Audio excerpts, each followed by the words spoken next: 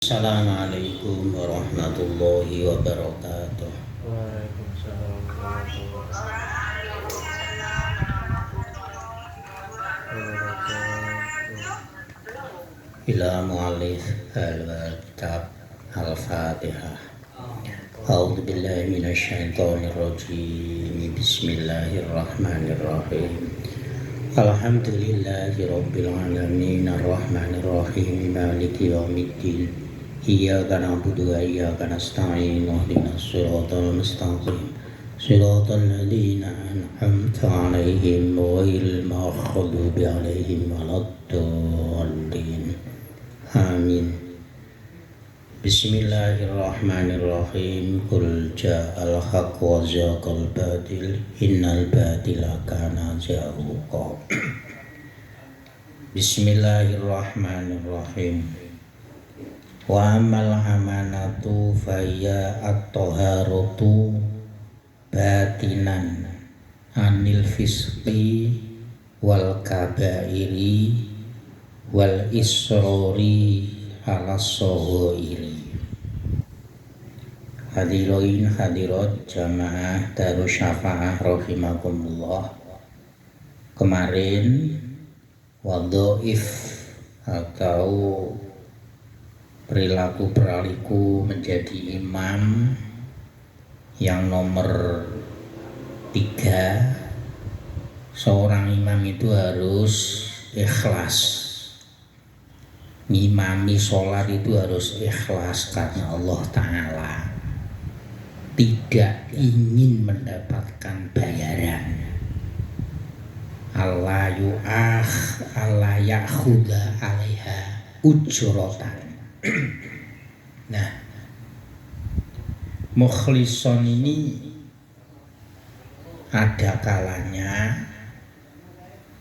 amanatullah. Jadi mukhlison, satu harus ikhlas, dan berikutnya adalah memenuhi amanat-amanat Allah. Amanat-amanat Allah itu agar supaya sholat berjamaah menjadi imam itu harus bagaimana? Yang nomor 2 adalah harus suci zahir batin. Suci batinnya yaitu hatinya dijauhkan dari perilaku atau sifat fasik. Fasik itu apa toh? Fasik itu melakukan dosa besar. Wal isrori ala sohiri, dan menjadi seorang imam, karena imam itu kan yang dipandang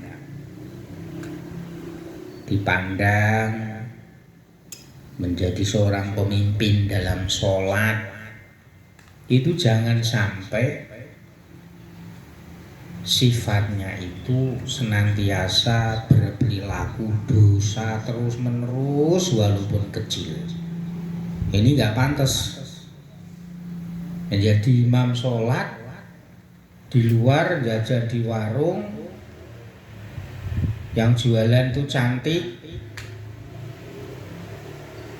istilahnya itu menggoda cewek. Ini kalau dipandang itu kan nggak pantas walaupun itu dosanya kecil.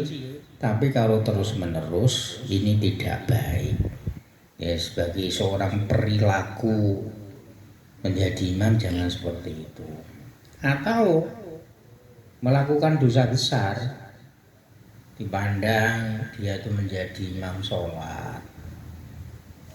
Tiba-tiba kalau malam perginya itu ke diskotik, gandeng cewek dan seterusnya. Nah, ini nggak pantas. Seharusnya sadar, oh saya nggak pantas kalau menjadi imam. Ya nggak usah jadi imam.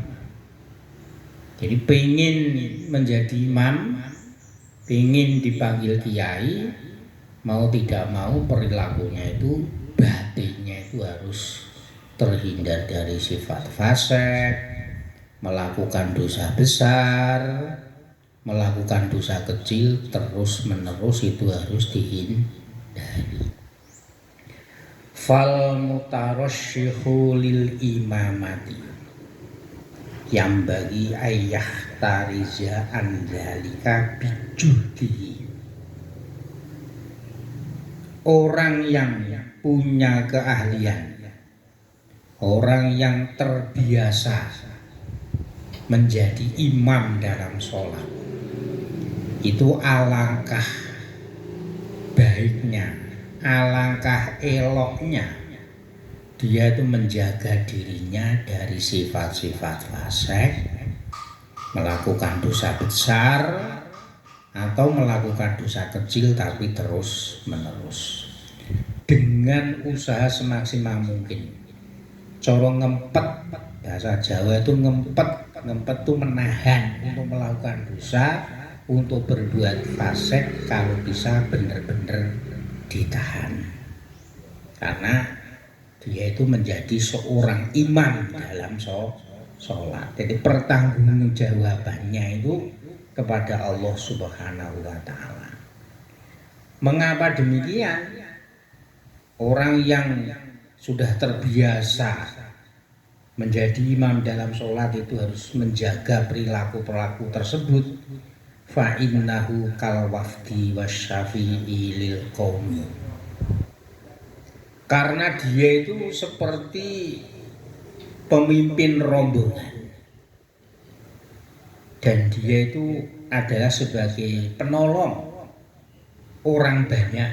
Ya tentu penolong menuju kepada Allah Subhanahu wa Ta'ala. Ini saya contohkan seperti ini. Wudhu nggak bener, maksudnya nggak bener, mestinya itu membasuh tangan sampai siku-siku, siku-sikunya saja itu tidak terbasuh. Baca Quran tidak tahu, bahasanya itu tulisan Arab dia itu tidak kenal, tapi dia itu kok mengajarkan anak-anak untuk belajar sholat, belajar wudhu, belajar membaca Al-Quran atau surat pendek-pendek. Ya tentu ini tidak pas, karena seorang pemimpin, seorang pengajar itu ibaratnya wasyafi'i lil qaumi. Dia itu adalah pembantu atau yang menolong kepada orang banyak. Ya yang menolong sendiri itu tidak bisa menolong diri sendiri, kok menolong orang lain kan tidak bisa. Oleh karena itu ketika menjadi imam, berusaha semaksimal mungkin perbuatan fasik, dosa besar, dosa kecil terus menerus itu harus dihindari. Fayam bagi ayyakuna khairul qaumi, maka alangkah tepatnya, alangkah baiknya seorang imam itu adalah seorang yang menjadi pilihan orang banyak. Ya tentu pilihan orang banyak dia dalam segi ilmunya, segi perilakunya, dan tentu segi kehormatannya. Wa kadza at-taharatu dhahiron. Kalau tadi mensucikan diri secara batinnya dari fasik, dosa besar, dosa kecil, maka juga wajib ketika orang itu mau sholat, apalagi menjadi imam, secara zahir itu kasat mata dia itu harus bersuci, baik anil hadasi wal khobasi, baik suci dari hadas besar, hadas kecil maupun najis. Ini diantara syarat-syarat sholat. Suci dari hadas kecil dia wajib wudu, suci dari hadas besar dia wajib mandi. Setelah haid, nifas, berhubungan suami istri, itu namanya hadas besar. Orang mau sholat menjadi imam juga harus mandi terlebih dahulu. Orang habis buang air besar, habis kencing, habis kentut, habis menyentuh suami, habis menyentuh istri, itu namanya hadas kecil. Maka ketika mau sholat, ketika mau menjadi imam, harus berwudu. Begitu juga najis, pakaiannya, badannya, tempat sholatnya, semuanya itu suci, tidak ada najis. Kalau orang sholat pakaiannya ada najisnya, dia ngerti, maka sholatnya tidak sah. Ada orang sholat badannya ada najisnya, dia mengerti, maka sholatnya tidak sah. Fa innahu la yattali'u alaihi siwahu. Karena apa? Orang yang menjadi imam itu harus suci dari hadas kecil, besar, dan najis. Karena yang bisa melihat najis itu adalah dia sendiri. Aku bareng ngentut wis wudu apa durung? Saya baru kencing, baru BAB itu sudah wudu apa belum? Yang tahu dia sendiri. Sedangkan jamaah atau makmum itu tidak mengerti. Dia itu sudah bersuci dari hadas kecil atau hadas besar, makmum tidak mengerti. Fa in tadzakara fi asnahi sholatihi hadasan aw kharaja minhu rihun fala yambahi ayastahiya bal yakhudha biyadiman yaqrubu ilaihi wa yastakhlifu. Maka seorang imam kalau dia ingat di tengah-tengah sholat, tengah-tengah kalau dia itu hadas, jadi sholat permulaan tadi dia itu tidak ingat kalau dia itu hadas, atau di tengah-tengah sholat dia itu ngentut, atau istilahnya itu beser kencing atau beser mencret. Di tengah-tengah sholat ini gimana? Di al-khoroja atau dia itu kentut, maka dia tidak boleh malu untuk mencari ganti makmum yang dekat dia. Mulane sing nek iso ning nggone Masjidil Haram, Masjidil Nabawi, istilahnya di belakangnya imam itu ada serep 2 atau 3. Ya kalau di tengah-tengahnya ini imam itu hadas, maka imam tidak boleh malu. Fala yang bagi ayastahya, imam tidak boleh malu. Istilahnya bahasa Jawanya itu nyeret atau nyekel tangan makmum di belakangnya yang dekat, agar supaya menjadi imam untuk menggantinya. Jadi misalkan saya itu sholat menjadi imam, di belakang saya itu ada Zula yang dekat dengan saya kok ngentut, maka mau tidak mau saya harus pegang, istilahnya isyarat tanganku geret supaya Zula itu maju. Aywa yastakhlifa. Jadi tidak perlu malu ngentut ning tengah-tengah sholat malah isin diipet, ya sholatnya ora sah kabeh, sholatnya batal semua. Ini caranya itu seperti itu. Lah apakah tidak batal ada gerakan? Tidak, karena ini adalah darurat. Jadi di tengah-tengah sholat kalau imam ini ngentut atau hadas, maka dia tidak boleh malu, agar supaya dia itu mengganti, cari makmum yang lebih dekat dengannya, agar supaya menjadi imam menggantikan dia. Ini tata caranya itu seperti itu. Warabiuha, yang nomor 4, alla yukabbiru hatta tastawiyas sufufu fayal tafitu yaminan wa shimalan. Yang nomor 4, sikap imam sebelum sholat, sebelum dia itu mengawali sholat yaitu takbir, maka hendaknya dia itu meluruskan, merapatkan barisan terlebih dahulu. Dia itu tengok kanan, tengok kiri. Itu loh, ning ngene Mekah, ning ngene Madinah, ya mungkin ning ngene masjid-masjid gede ning Indonesia. Sawu sufufakum fa inna taswiyatas sufufi min iqamatis shalah. Kalau di Jawa kan atau di Indonesia kan, luruskan barisan, rapatkan barisan. Iki imam mesti niki ngono. Mesti nek jamaah itu akeh, tapi nek jamaah sithik ya wis. Seperti kita di sekitar kita ya sudah, karena mereka itu sudah tahu. Jadi ini hanya perilaku, tidak wajib. Imam ya kalau Jumatan ya mungkin rapatkan barisan, luruskan barisan sebelum takbir sholat dimulai. Imam tengok kanan, tengok kiri, wis rapet apa durung, wis lurus apa durung.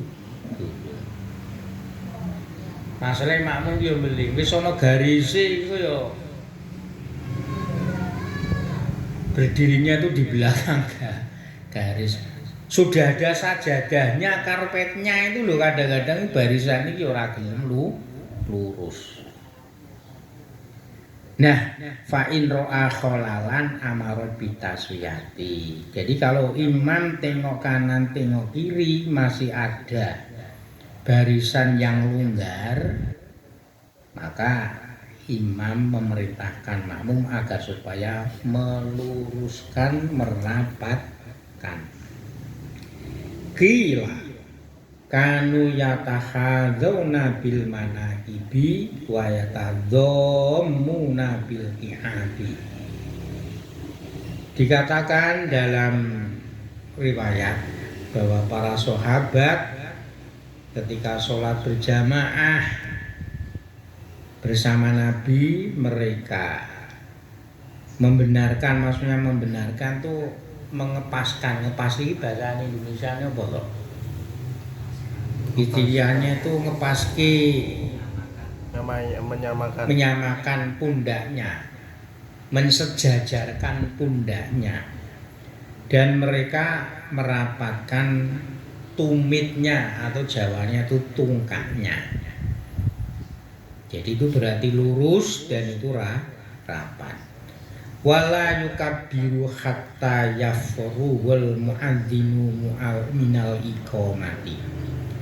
Dan sebagai imam itu tidak boleh langsung takbir mulai sholat sebelum muadzin ini merampungkan iqamatnya. Kadang-kadang kan iqamatnya itu ana sing alon-alon kok Allahu Akbar, Allahu Akbar. Ini alon-alon imamnya saking dini ora betah. Imamnya itu tidak sabar. Iqamat suwine ra karuan, akhirnya imamnya maju takbir. Ini jangan seperti itu. Wal muadzinu yuakhirul iqamata anil adani biqadistiqadin nasi lis-sholati. Dan hendaknya muadzin, orang yang adzan itu jangan tergesa-gesa qomat.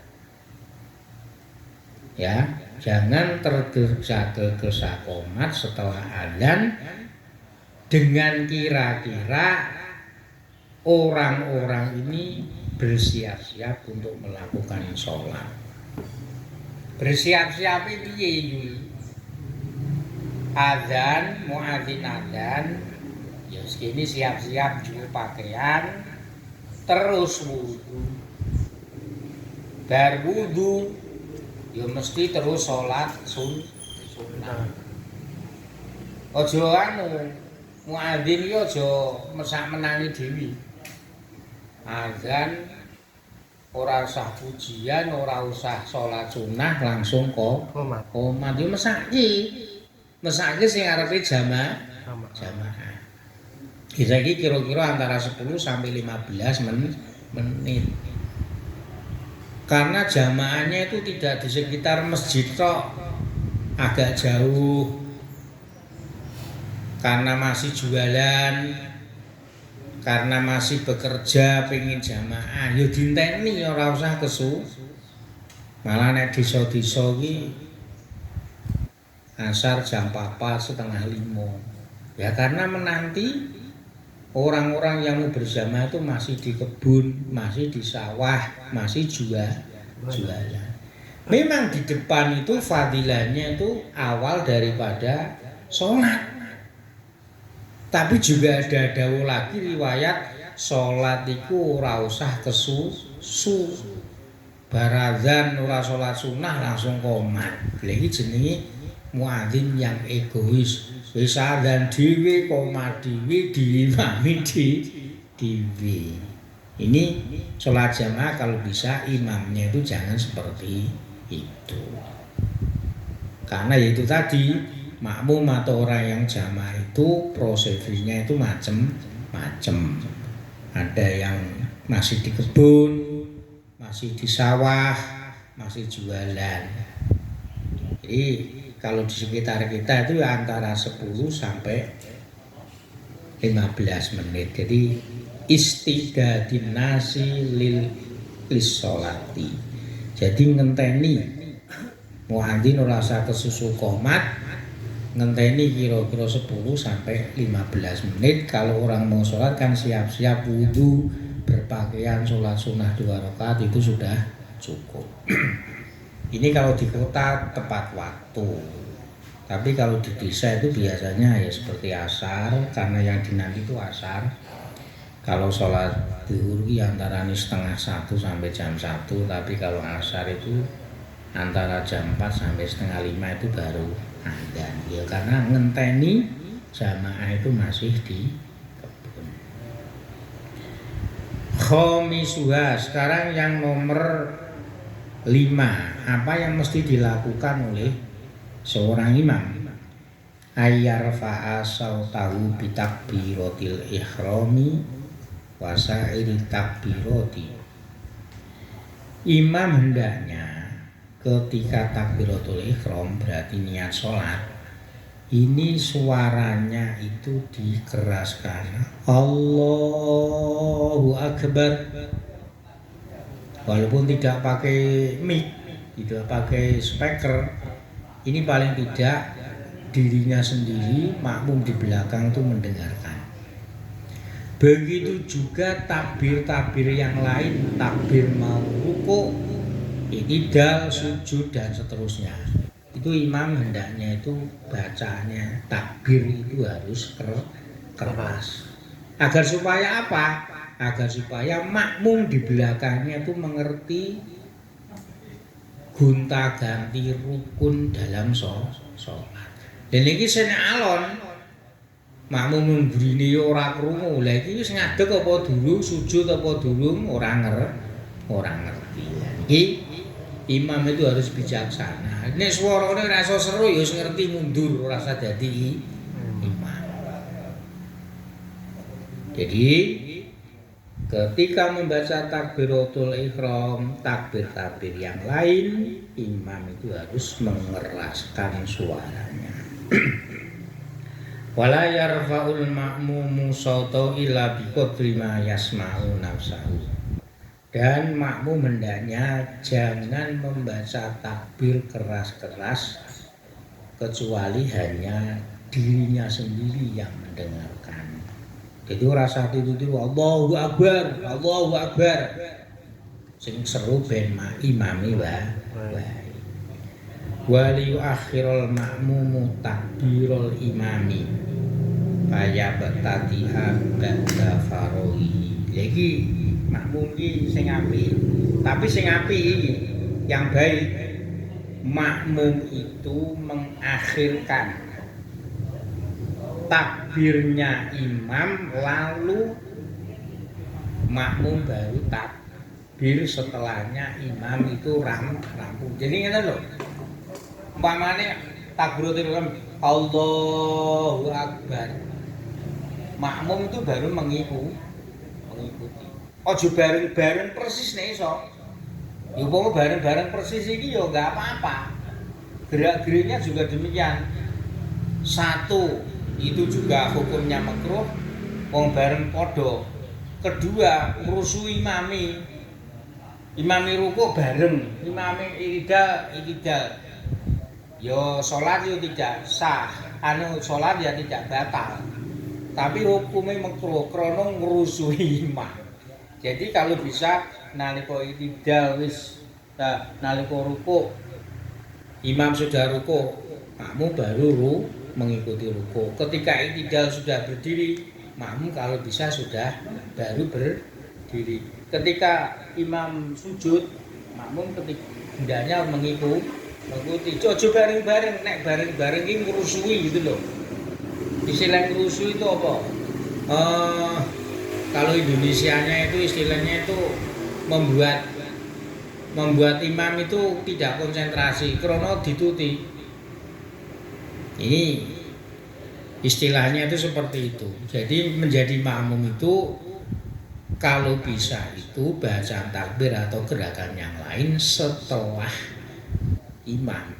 Ojo bareng-bareng persis Allahu Akbar, melu Allahu Akbar. Jadi ngenteni atau menanti takbirnya imam, gerak-geriknya imam sujud iktidal dan terusnya ini sudah selesai ba'da faraghi.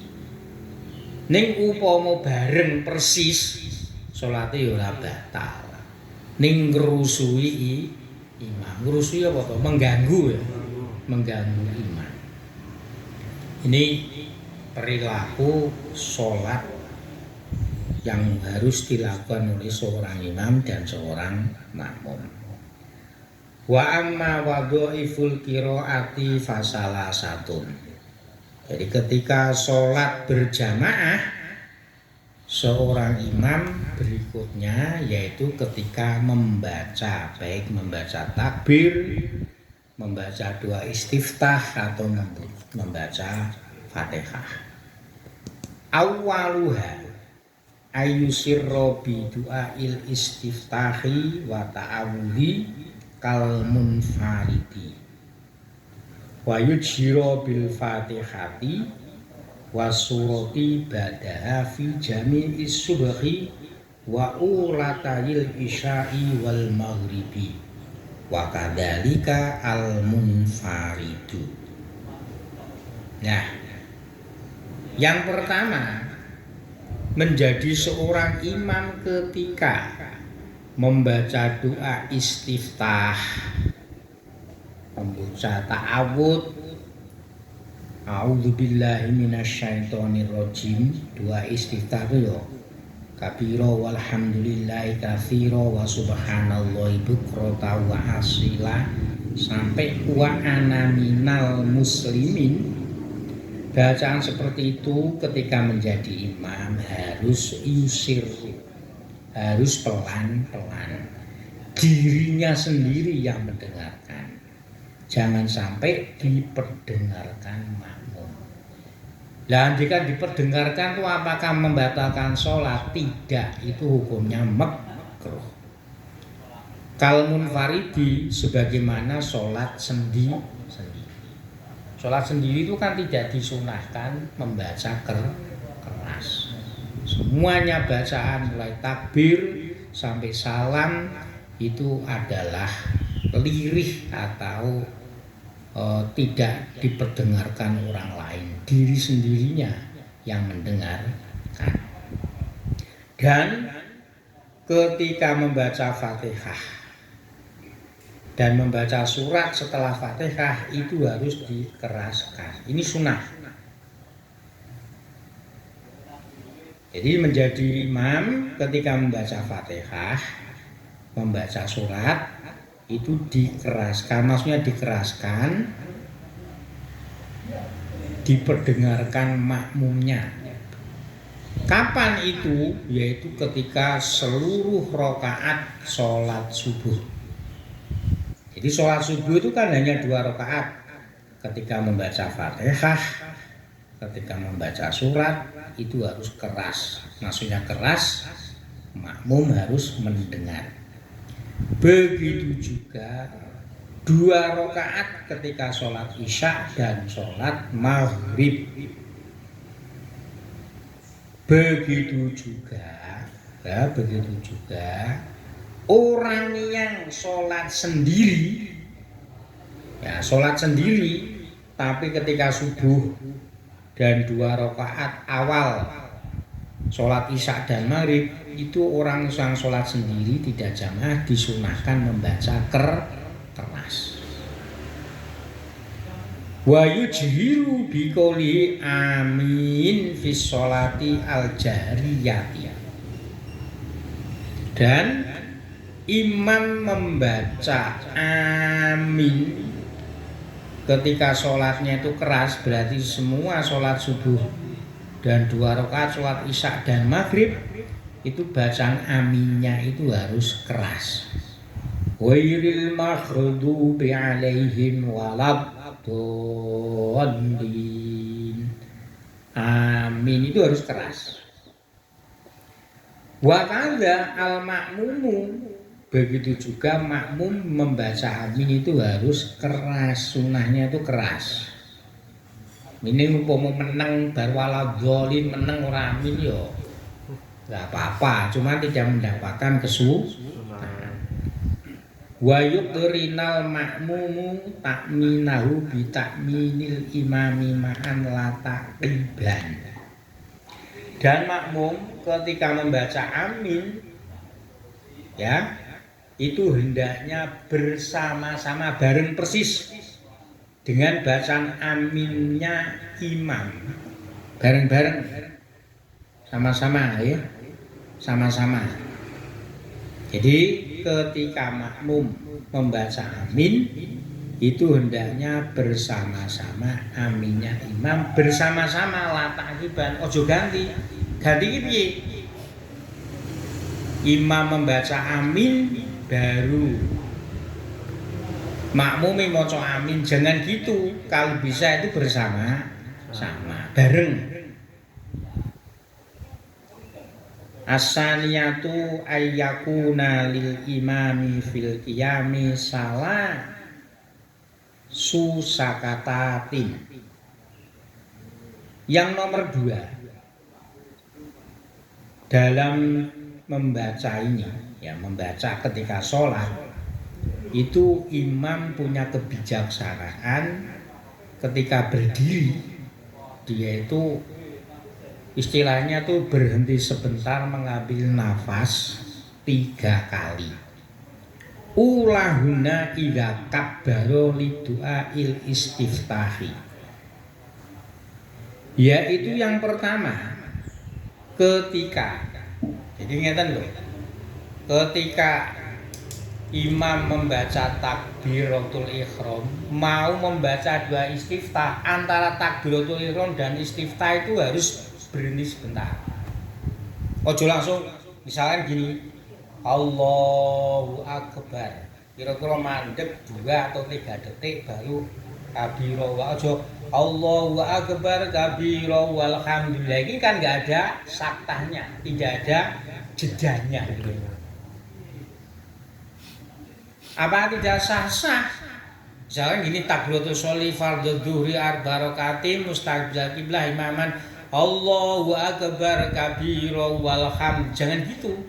Allahu Akbar kira-kira 2 atau 3 detik baru kabira walhamdulillahi katsira wa subhanallahi bukratan wa asila. Ini perilaku imam. Yang nomor 2, wasaniyatu idza faragha minal fatihati. Yaitu ketika sudah selesai baca Fatihah, ini mandek sebentar, berhenti sebentar. Jangan ghairil maghdubi alaihim waladdallin. Amin. Bismillahirrahmanirrahim. Langsung baca surat. Ya bisa waladdallin. Amin. Berhenti sebentar kira-kira 2 atau 3 detik baru membaca surat. Ini akhlaknya atau tata krama ini menjadi imam. Wasali 1 yang nomor 3, idza faradha minas surati qabla ayyarka'a wa hiya akhaffuha wa dzalika biqadri ma tanfasidul qiraati anit takbiri. Yang nomor 3, hendaknya jangan langsung terus membaca, berarti berhenti sejenak, yaitu ketika imam selesai membaca surat, misalkan qul huwallahu ahad Allahus shomad lam yalid wa lam yulad wa lam yakul lahu kufuwan ahad, ojo langsung ruku, ya kira-kira berhenti 2 atau 3 detik terlebih dahulu. Ojo kesusu, wong sholat kok kesusu iki piye? Sholat iki kalau bisa ya dinikmati, wis diniati sholat kok tergesa-gesa.